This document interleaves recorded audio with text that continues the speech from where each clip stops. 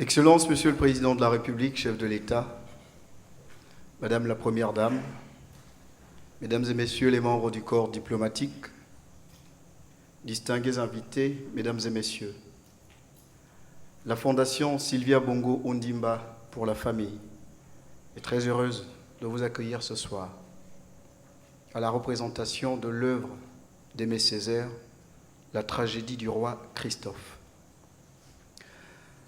Cette œuvre peut être considérée comme une des pièces maîtresses de la littérature négro-africaine.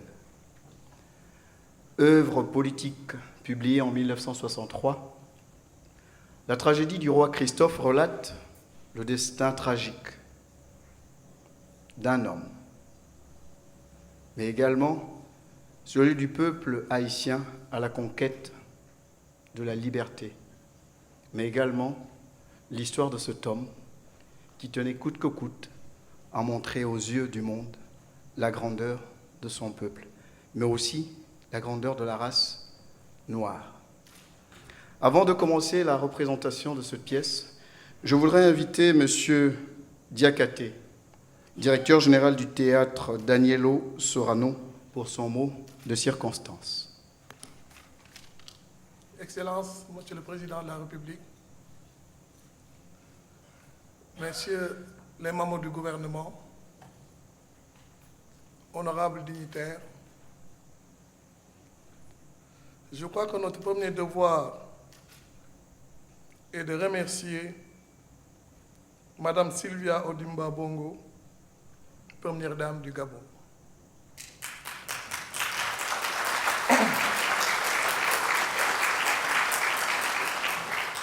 En effet, c'est grâce à son invitation qui nous honore que le Théâtre national Daniel Sorano du Sénégal est aujourd'hui ici, devant cette auguste assemblée, rehaussée par la présence effective de son Excellence, M. Ali Bongo, Président de la République du Gabon.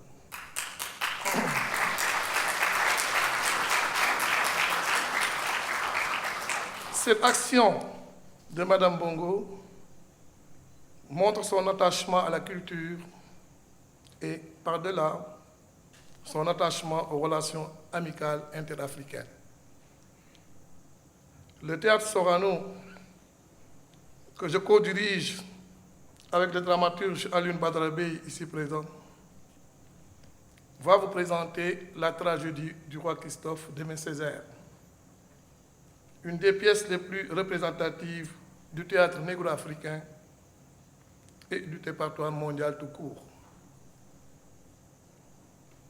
Ce spectacle, créé pour la première fois en 1964, a été applaudi par une grande partie du monde. L'enthousiasme qu'il a suscité auprès du public gabonais les 13 et 14 décembre ne dément pas ce succès. Que se passe-t-il dans cette pièce? L'action est un épisode saisissant de l'histoire d'Haïti, ce pays où pour la première fois la négritude se mit debout pour obtenir la liberté. Mais son histoire est symbolique de la race noire, de l'Afrique et de tout homme épris de liberté et de dignité. Nous avons en Christophe un personnage fascinant. Il a ses côtés somptueux, car son projet est destiné à réhabiliter l'homme noir et à donner au peuple d'Afrique la soif de faire et le besoin d'une perfection. Mais il a aussi des défauts. La démesure, l'impatience finiront d'ailleurs par le perdre. Mais voyons comment les comédiens du Théâtre national Daniel Sorano, sous la houlette de M. Jean-Pierre Lers, un des plus grands metteurs en scène d'Afrique aujourd'hui, va mettre en action cette pièce pour vous faire revivre l'histoire fascinante d'Henri Christophe. Bon spectacle. Je vous remercie.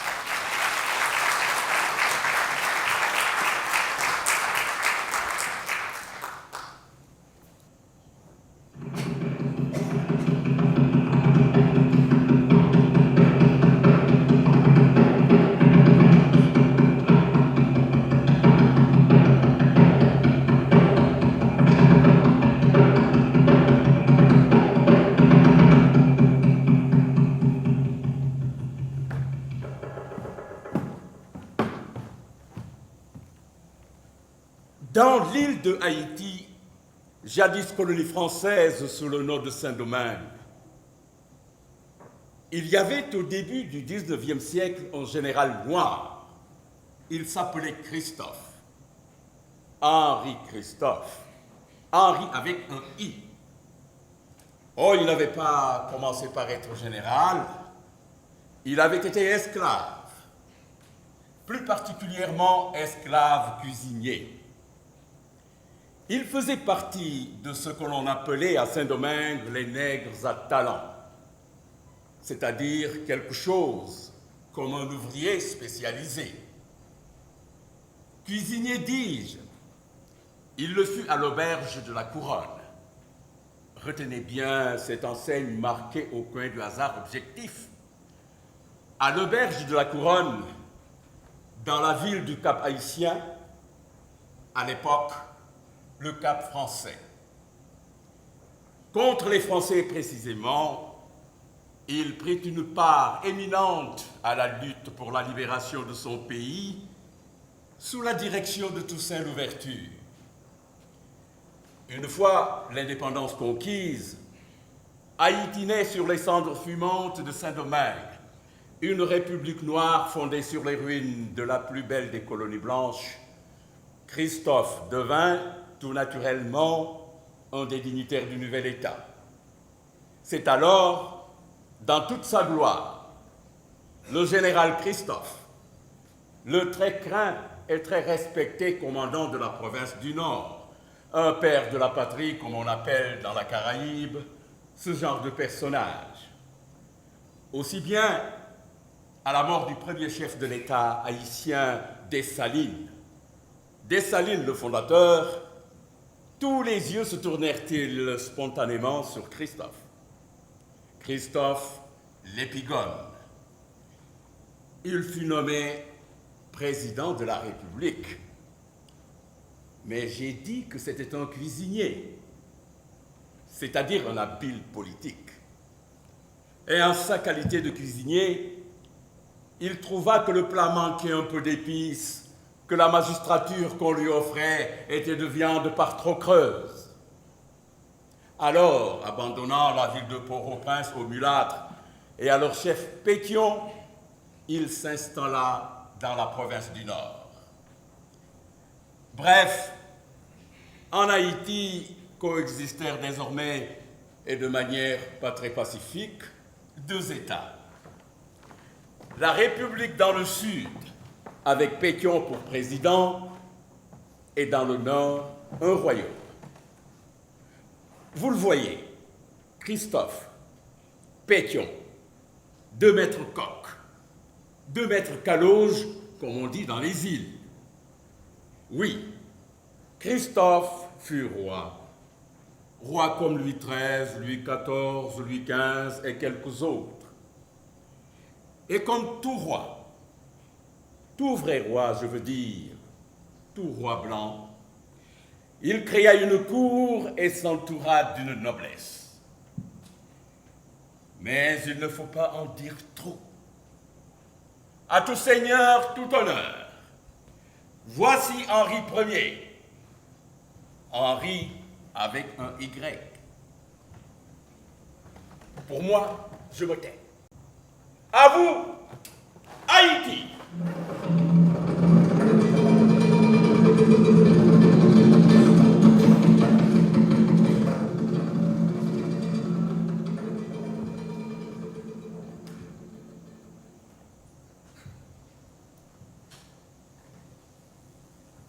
En votre qualité d'ancien compagnon de Toussaint Louverture, En votre qualité de plus ancien divisionnaire de l'armée, le Sénat, par un vote unanime, vous confie la présidence de la République.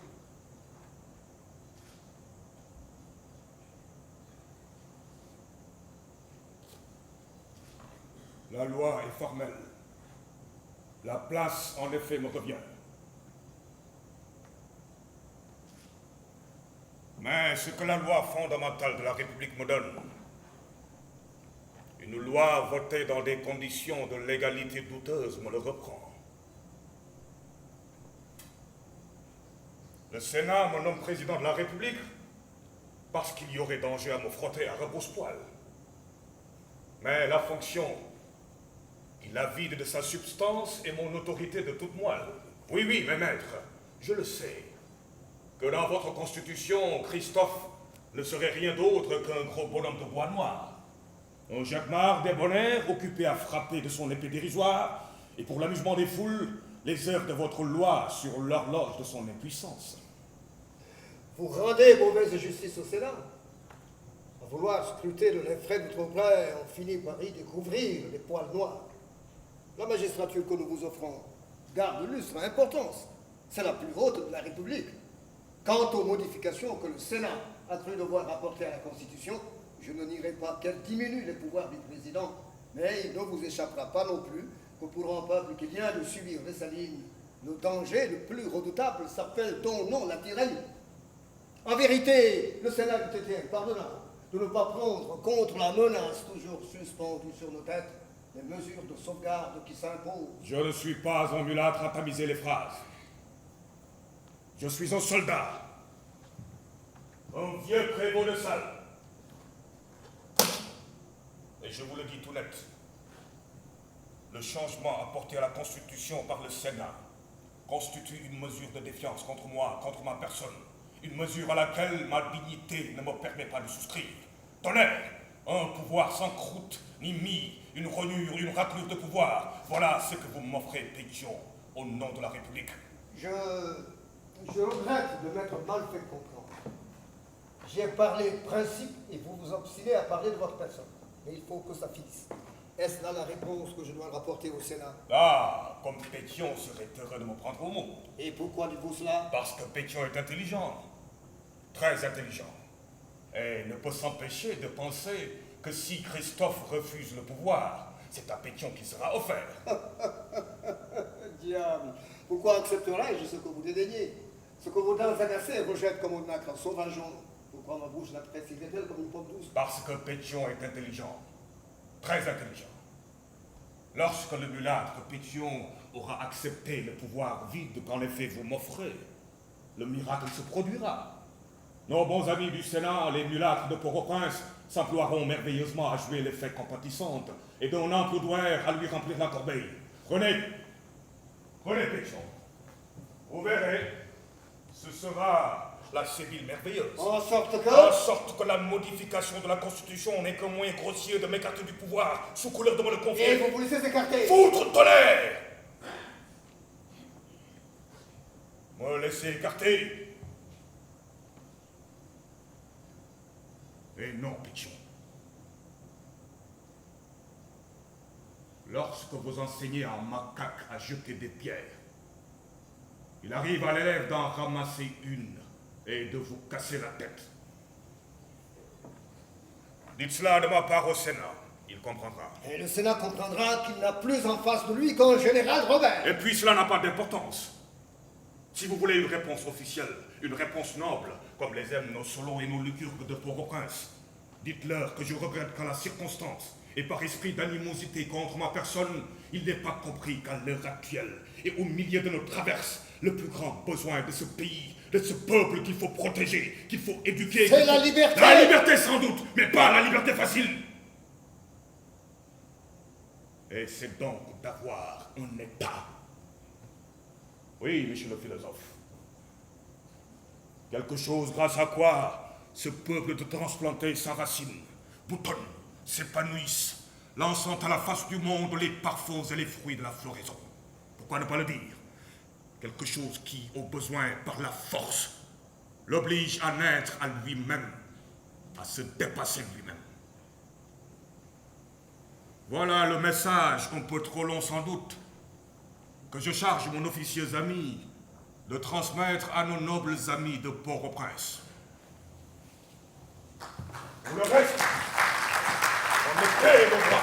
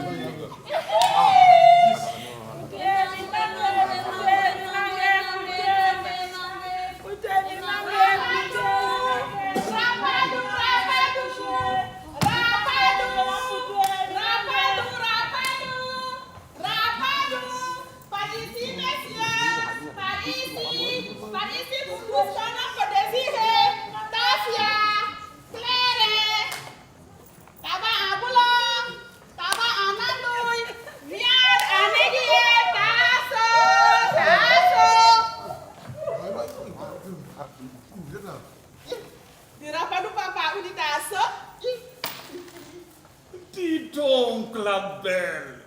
Non, ce n'est pas du rapadou que je veux. Mais c'est de toi, Doudou. Pas de ta sœur. Hein? Te donner la sœur.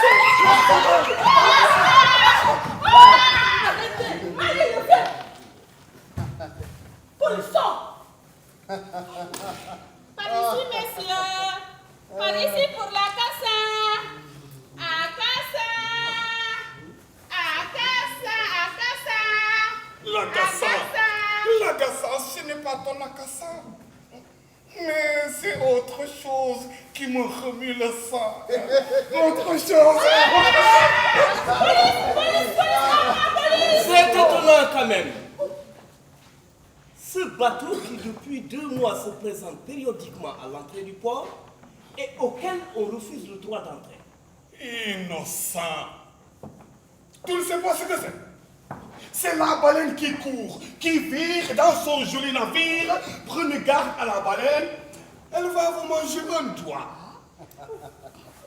Traduction libre. C'est le bateau du roi de France. Oui, je te le dis à toutes fins utiles. Si monsieur a besoin de trucs pour soigner ses lumbagos, la calade est pleine. Monsieur, et si le derrière de monsieur souhaite d'être taillé en carbonade, même moment, il y a dans la cale de ce bateau de quoi satisfaire le vœu du derrière de monsieur. Ne dramatisons pas, monsieur. Qui sait si ce n'est pas un arrangement que ces gens-là viennent nous proposer? Mon Dieu, si cela peut éviter au pays une nouvelle commotion, pourquoi pas? Hein? Voyez-vous ça? Vous voyez? Monsieur a le cœur fragile. Monsieur veut éviter des commotions. Pauvre ami, les arrangements n'y feront rien. Ni ta prudence, ni ta couardise. Comme il y a des femmes atteintes du mal caduc, et ça les prend n'importe où, n'importe quand. Il y a des pays à commotion, des pays convulsionnaires. Et le nôtre est du lot. C'est son lot. Tu comprends? Tu ne comprends pas? Mais ça fait rien. Ça fait rien. Allons, citoyens, rentrez chez vous. Hein? Ce bateau, ce n'est pas notre affaire. C'est celle de Christophe. Chacun son métier. À vous le travail libre, car vous êtes des hommes libres. Le travail pour la nation en péril. À Christophe de nous protéger nous, nos biens, notre liberté. Bien parlé. Un homme, ça oui. Et qui en a le Christophe. Pas cette couille molle de péché.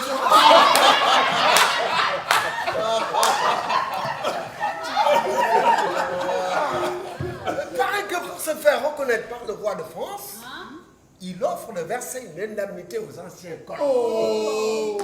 Un noir proposant une indemnité à ce que les noirs ont imprudemment frustré du privilège de posséder des noirs. De quoi te plains-tu? Tu connais la chanson? Je te vends ma vache, bon à beurre, bon à lait, bon à veau. Un plat de morue, marché conclu, ma vache est vendue. Christophe est un homme, oui. Pourtant, il y a dans la situation, pas au même degré que Pétion, bien sûr. De sa faute un peu. Faites attention, monsieur. Il y a des comparaisons blessantes. Blessantes et dangereuses. C'est à vous, citoyens, que je dis attention. Vous en conviendrez, les Français, et cela ne laisse pas de créer une situation dangereuse, nous tiennent en mince estime. Évidemment, puisque nous sommes noirs. Oui et non. Ah bon? Saisissez-moi bien. Que disent les Blancs de France? Que Pétion et Christophe sont deux frères. Les Français, voyez-vous, n'ont aucun respect pour les républiques. Napoléon l'a bien montré. Qu'est-ce Haïti? Même pas une, mais deux. Deux républiques, monsieur. C'est vrai. Mais que faire? Mon Dieu, que faire? Le monde entier nous regarde, citoyens. Et les peuples pensent que les hommes noirs manquent de dignité. Un roi, une cour, un royaume. Voilà, si nous voulons être respectés, ce que nous devrions leur montrer. Un chef à la tête de notre nation. Une couronne sur la tête de notre chef. Cela, croyez-moi, calmerait bien des têtes dont les fantaisies des pauvres à n'importe quel moment, ici, sur nos têtes, déchaîner la tempête.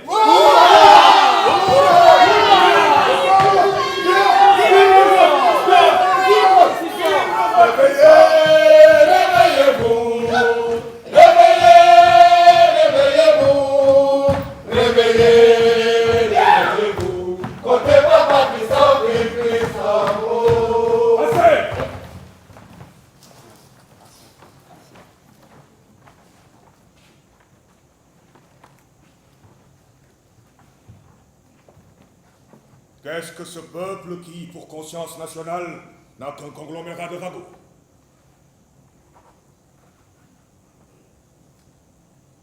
Peuple haïtien.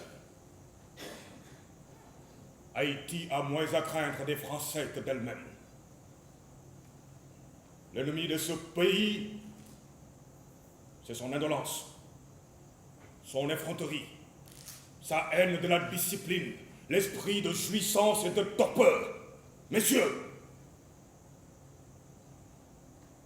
pour l'honneur et la survie de ce pays, je ne veux pas qu'il puisse jamais être dit, jamais être soupçonné dans le monde que 10 ans de liberté nègre, 10 ans de démission et de laisser aller nègre suffiront pour que soit dilapidé le trésor que le martyr de notre peuple a amassé en 100 ans de labeur et de coups de fouet.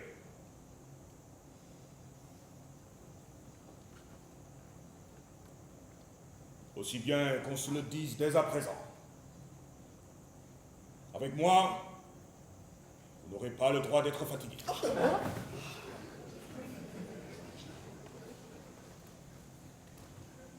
Allez, dispersez-vous. Vive Christophe! Vive Christophe! Vive Christophe! Réveillez-vous! Réveillez-vous! Réveillez, réveillez-vous! Côté papa Christophe, vive Christophe!